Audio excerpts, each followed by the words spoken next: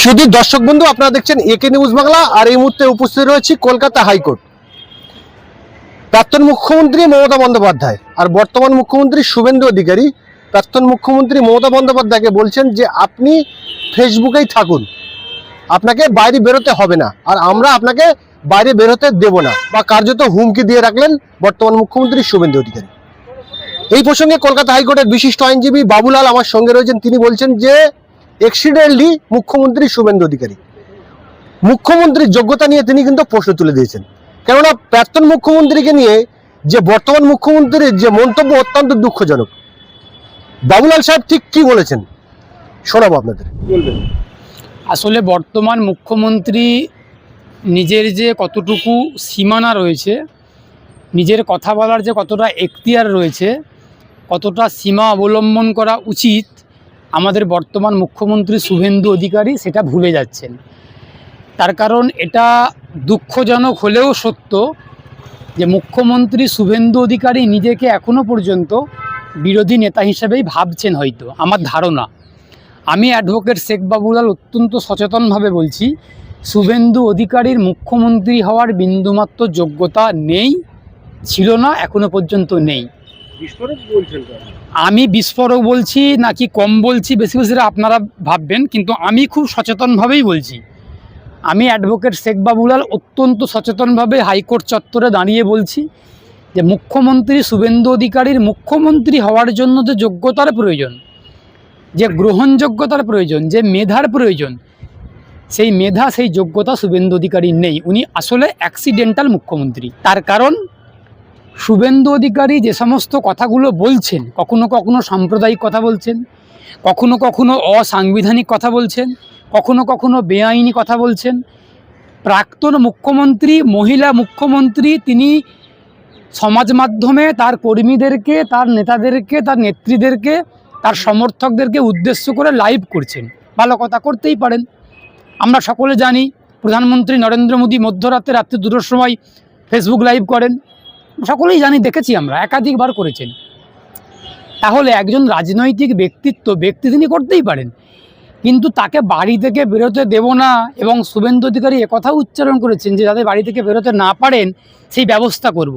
তাহলে উনি কি পরোক্ষে এই হুমকিটা দিয়ে রাখলেন যে মমতা বন্দ্যোপাধ্যায় কালীঘাট থেকে বাইরে বেরোলেই তাকে হামলা করা হবে, ডিম ছোড়া হবে, তাকে গৃহবন্দী করে রাখা হবে? দেখুন, মমতা বন্দ্যোপাধ্যায় আমার রাজনৈতিকভাবে বিরোধী, চিরকাল বিরোধিতা করব। রাজনৈতিক আদর্শগতভাবে মমতা বন্দ্যোপাধ্যায় আমার বিরুদ্ধে, আমি ওনার বিরুদ্ধে। কিন্তু প্রাক্তন মুখ্যমন্ত্রী হিসাবে, একজন ভারতবর্ষের নাগরিক হিসেবে, উনি একজন প্রবীণ রাজনৈতিক নেত্রী হিসাবে ব্যক্তিগতভাবে ওনার বিরুদ্ধে নই। সুতরাং ওনার প্রতি যদি অন্যায় হয় সেই অন্যায়ের বিরুদ্ধে বলবো, যদি শুভেন্দু অধিকারীর সঙ্গেও অন্যায় হয় সেই অন্যায়ের বিরুদ্ধেও বলবো। তার কারণ আমি অ্যাডভোকেট শেখ বাবুলাল, আমি মনে করি নীতি এবং আদর্শগতভাবে আমি নীতি আদর্শের বিরুদ্ধে, আমি ব্যক্তির বিরুদ্ধে নই। সুতরাং শুভেন্দু অধিকারী গতকালকে বলেছেন বা গত কয়েকদিন আগে বলেছেন যে বিজেপিকে যারা ভোট দেননি তারাই অন্নপূর্ণা ভাণ্ডার নিয়ে আন্দোলন করছেন। তাহলে কি শুভেন্দু অধিকারী একথা বলার প্রচেষ্টা করলেন অসাংবিধানিক কথা বলে যে যারা বিজেপিকে ভোট দেননি তারা অন্নপূর্ণা ভাণ্ডার পাবেন না, আর যারা ভোট দিয়েছেন তারা অন্নপূর্ণা ভাণ্ডার পাবেন? একজন মুখ্যমন্ত্রী সংবিধানের নামে শপথ নিয়ে মুখ্যমন্ত্রী চেয়ারে বসেছেন, সেই চেয়ারে বসে উনি অসাংবিধানিক কথা বলতে পারেন? গুন্ডাদের মতো কথা বলতে পারেন? আসলে উনি তো নিজেই গুন্ডাদের মতো কথাবার্তা বলছেন, উনি তো নিজেই দুষ্কৃতীদের মতো কথাবার্তা বলছেন, হুমকি দিচ্ছেন, অসাংবিধানিক কথা বলছেন। সংবিধানের যে মৌলিক কাঠামো তাকে উনি লঙ্ঘন করছেন। এ কথাগুলো বলার পরেও মুখ্যমন্ত্রীর চেয়ারে বসে থাকার ন্যূনতম যোগ্যতা, ন্যূনতম মেধা ওনার আছে বলে আপনাদের মনে হয়?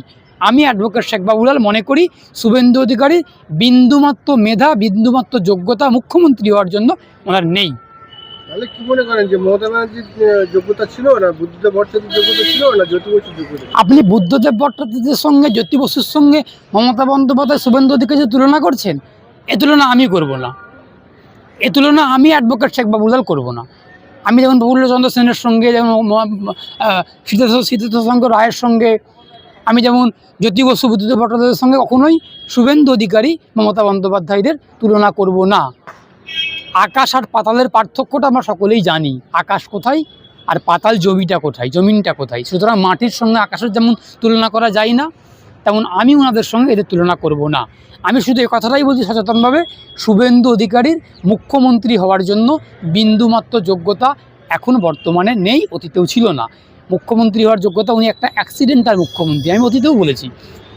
এবং একাধিক নেতারা, একাধিক কর্মীরা, একাধিক বাংলার সাধারণ মানুষরা এটা মনে করেন, এটা বিশ্বাস করেন, হয়তো অনেকে বলতে পারছেন না, মনে মনে ভাবছেন। তার কারণ আমার কথাটা শুভেন্দু অধিকারী তার নিজের কাজকর্মের মধ্যে দিয়ে, নিজের ব্যবহার, নিজের কথাবার্তা, নিজের আচরণের মধ্যে দিয়ে প্রমাণ করে দিচ্ছেন। একটা মুখ্যমন্ত্রীর কথার ওজন তো হালকা হতে পারে নাকি? বলছে গুন্ডা দমন আইনে লায়েক আলীকে গ্রেপ্তার করেছে, ধর্মতলাতে বোতল ছিল সাংবাদিক নিগ্রহ করেছে, তাদেরকে নাকি অ্যারেস্ট করেছে। আর হাইকোর্টে দাঁড়িয়ে রাজ্য সরকারের অ্যাডভোকেট জেনারেল তিনি বলছেন যে ওই আইনের কোনো নোটিফিকেশনই জারি হয়নি, মামলা সাইড খারিজ হয়ে গেল।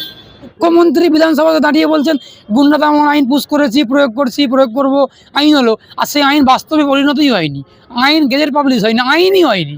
তাহলে মুখ্যমন্ত্রীর কথার যদি ওজন এত কম হয়, এত হালকা হয়, রাষ্ট্রবিজ্ঞানে পড়েছিলাম হেভিওয়েট রাজনৈতিক ব্যক্তি, হেভিওয়েট মানে যাদের উচ্চ ওজনদার কথা, উচ্চ ওজনদার ব্যক্তি, তাহলে মুখ্যমন্ত্রী তো এখন হেভিওয়েট রাজনৈতিক ব্যক্তি, তার ওয়েটটা হেভি থেকে নিম্ন হয়ে যাচ্ছে কেন?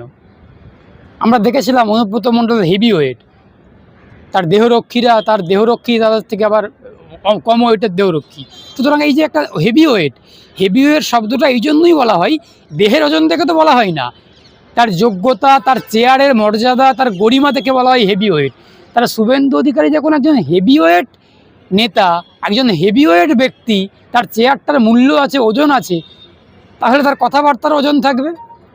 তাহলে শুভেন্দু অধিকারী কথাবার্তা বলছেন যার কথার কোনো মূল্য নেই, যে কথাটা অসত্য কথা, মিথ্যা কথা, ভিত্তিহীন কথা, সংবিধানে কোনো গ্রহণযোগ্যতা নেই।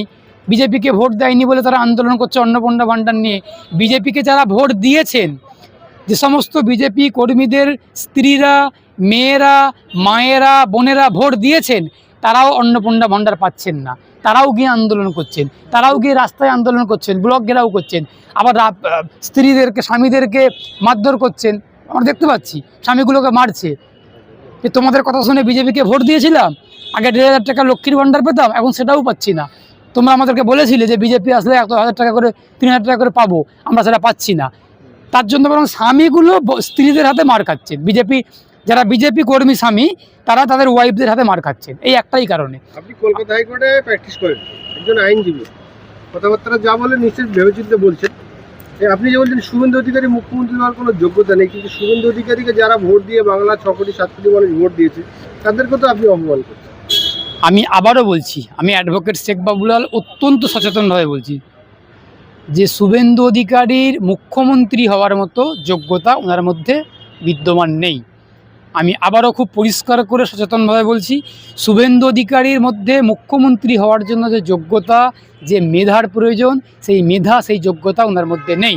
সেটা পশ্চিমবঙ্গের মানুষ খুব ভালো করেই উপলব্ধি করছেন, বুঝতে পারছেন। তার কারণ শুভেন্দু অধিকারী নিজের কাজকর্ম, কথাবার্তা, আচরণের মধ্যে দিয়েই সেটা প্রমাণ করে দিচ্ছেন। আজকে আমি পশ্চিমবঙ্গের মানুষ যারা শুভেন্দু অধিকারীকে ভোট দিয়েছেন বিজেপিকে, তাদেরকে অপমান করছি না, একটা কথা পরিষ্কার করছি, পশ্চিমবঙ্গের মানুষ কিন্তু শুভেন্দু অধিকারীকে মুখ্যমন্ত্রী বানাননি। শুধুমাত্র নন্দীগ্রাম এবং ভবানীপুরের মানুষরা শুভেন্দু অধিকারীকে বিধায়ক হিসেবে নির্বাচিত করেছেন। শুভেন্দু অধিকারীকে আমি আইনজীবী হিসেবে সংবিধানের ব্যাখ্যা করছি, শুভেন্দু অধিকারীকে মুখ্যমন্ত্রী হিসেবে পশ্চিমবঙ্গের মানুষ কিন্তু নির্বাচিত করেননি। শুভেন্দু অধিকারীকে শুধুমাত্র নন্দীগ্রাম বিধানসভা কেন্দ্র এবং ভবানীপুর বিধানসভা কেন্দ্রের মানুষরা বিধায়ক হিসেবে নির্বাচিত করেছিলেন। পরবর্তীকালে একক সংখ্যাগরিষ্ঠতা পেয়ে বিজেপি দল পান, তারপর বিজেপি দল তার দলের নেতাকে মুখ্যমন্ত্রী হিসেবে মনোনীত করেছেন শুভেন্দু অধিকারীকে। তারপর শুভেন্দু অধিকারী সংবিধানের নামে শপথ দিয়েছেন রাজভবনেতে গিয়ে, বা রাজ্যপালের হাতে শপথ নিয়েছেন। তাহলে এর দ্বারা প্রমাণিত হচ্ছে কি, যে পশ্চিমবঙ্গের মানুষ মুখ্যমন্ত্রী শুভেন্দুকে বানাননি। এটা আইনের ব্যাখ্যা, সংবিধানের ব্যাখ্যা।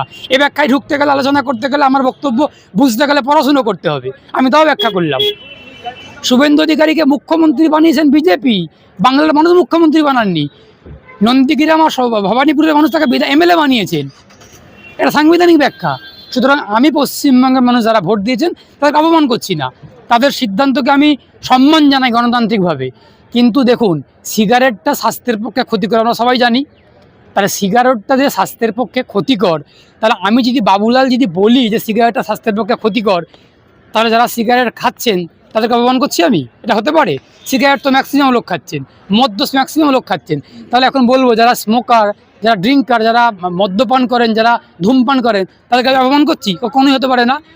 তাহলে আমি কি মদটা, সিগারেটটা স্বাস্থ্যের পক্ষে হানিকর, ক্ষতিকারক, সেটা আমি অ্যাডভোকেট বাবুলাল বলতে পারি না একজন নাগরিক হিসেবে? নিশ্চয়ই বলবো। তেমন বিজেপিটাও মানুষের জন্য ক্ষতিকর, বা মুখ্যমন্ত্রী শুভেন্দু অধিকারীর যোগ্যতা নেই, আমি সেটা বলছি, মুখ্যমন্ত্রী হওয়ার যোগ্যতা নেই এটা বলছি আমি। তার মানে বিজেপি কর্মীদেরকে অপমান করছি এটা না, তাদের সিদ্ধান্তকে আমি সম্মান জানাই গণতান্ত্রিকভাবে। তারা আগামী দিনে সিদ্ধান্ত বদল করবেন। বিজেপিরাও বিজেপিকে ভোট দেবে না, আর যারা বিজেপিকে 26 সালে ভোট দিয়েছেন তারাও আগামী দিনে ভোট দেবে না। এটা কেলেঙ্কারি শুরু হয়েছে, দেখুন না কি হয় শুধু।